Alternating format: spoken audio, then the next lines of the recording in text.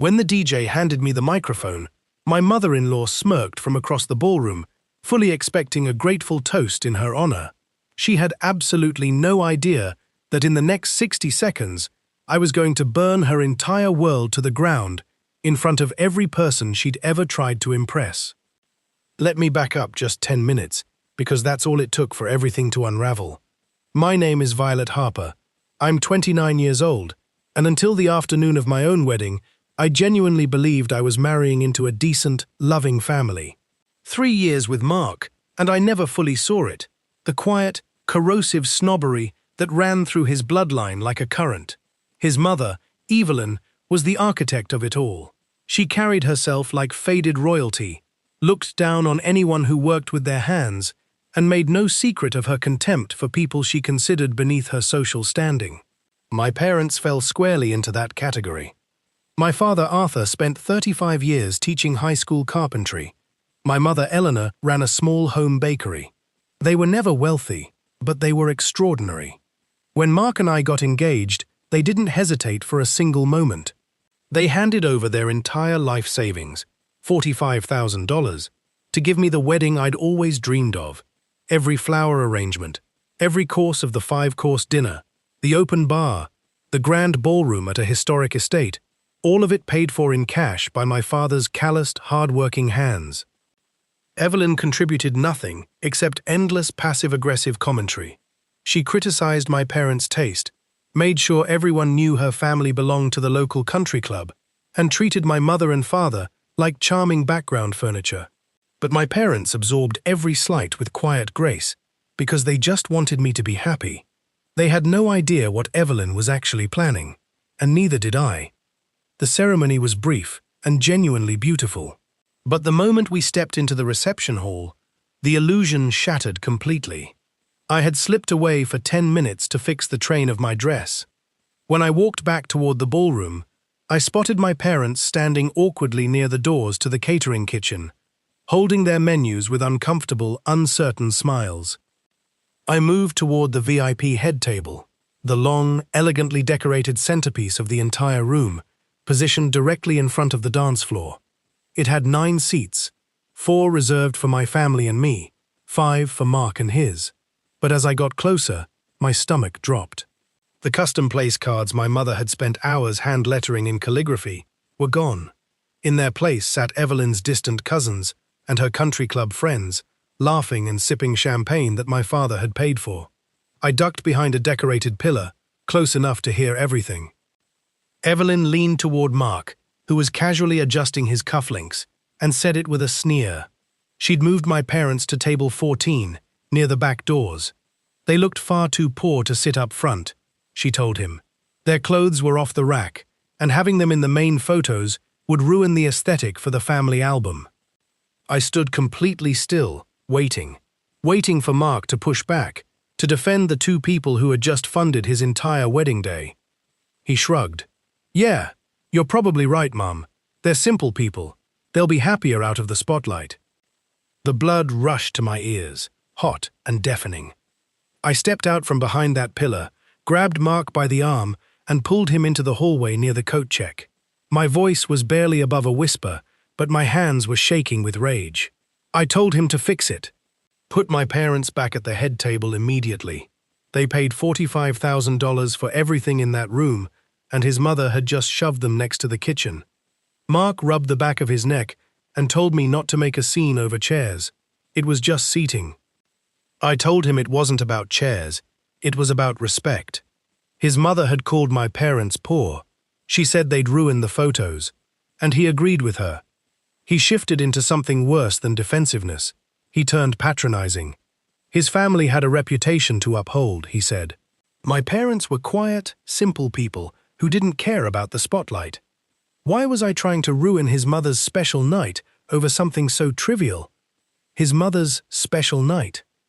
I looked at the man I had just sworn to love for the rest of my life, and something inside me went completely still. He wasn't a partner. He was a frightened boy who would step on anyone to keep his mother happy, including me, including my family. I took one slow breath and told him calmly that I wouldn't make a scene in the hallway. Then I turned around and walked straight to the DJ booth. The DJ barely had time to react before I reached across and pulled the cordless microphone right out of his hand. I tapped it twice. The sharp sound cut through the jazz music and the chatter of 150 guests like a blade. The room fell completely silent. Every single head turned toward me. Down near the front, Evelyn smoothed her silk gown and smiled, fully expecting a warm, traditional toast, thanking her family for the evening. Mark had spotted me from across the room and was already jogging toward the dance floor, his eyes wide with panic. He was too late. I raised my voice, kept it steady, and let it carry through every speaker in that ballroom. I told them I wanted to take a moment to talk about respect, generosity, and family. I told them the evening had cost $45,000. I let that number settle over the room, like a stone dropping into still water.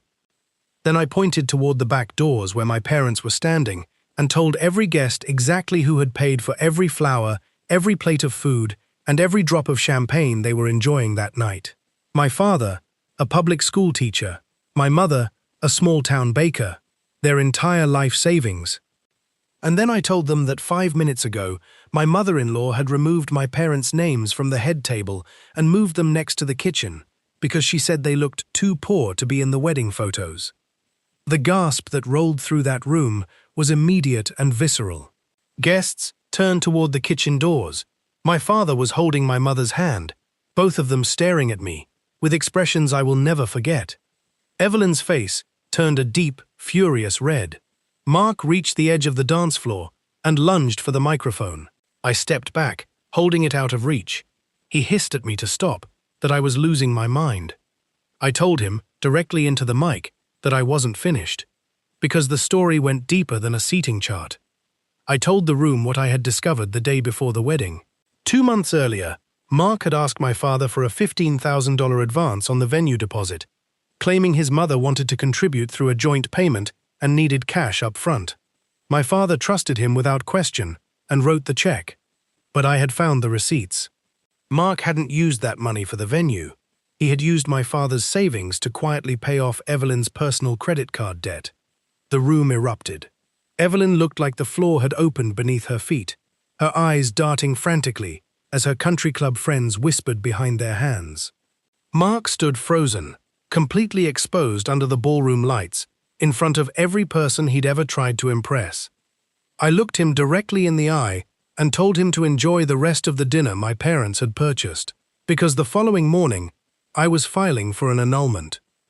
Then I dropped the microphone. The thud hit the speakers like a gunshot. Evelyn surged forward, shrieking about humiliation and disgrace. Mark grabbed my dress, pleading, desperate. I pushed his hand away and told him to get out. He told me I couldn't throw them out of their own wedding. I told him it was my wedding, and every single contract for the estate, the catering staff, the security team, every vendor in that room, was filed strictly under my father's name. Right on cue, 2 security guards my dad had personally hired stepped onto the dance floor. I pointed at Mark, Evelyn, and their entire displaced group at the head table, and I asked security to escort them off the premises. What followed was something I will carry with me forever. Evelyn tried to maintain her composure as the guards flanked her, but she was red-faced and frantic, hiding behind her designer purse while guests filmed every second on their phones. Mark was removed right behind her, still calling my name as the heavy oak doors closed between us.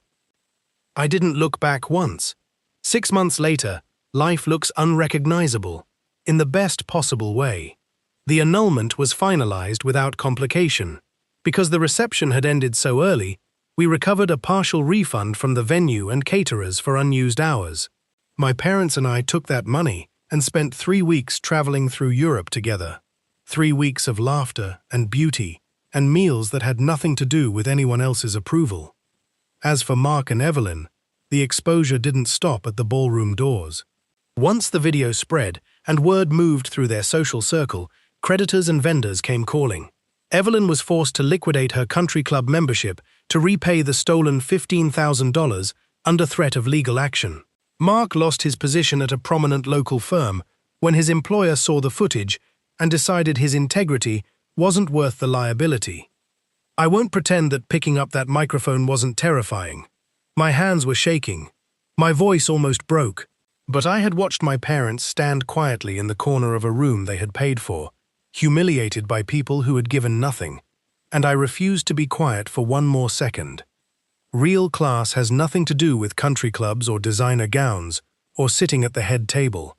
It's about loyalty. It's about protecting the people who loved you before you had anything to offer in return. I walked away from that wedding with my dignity, my family, and a promise to myself that I intend to keep for the rest of my life, to never let anyone silence me again.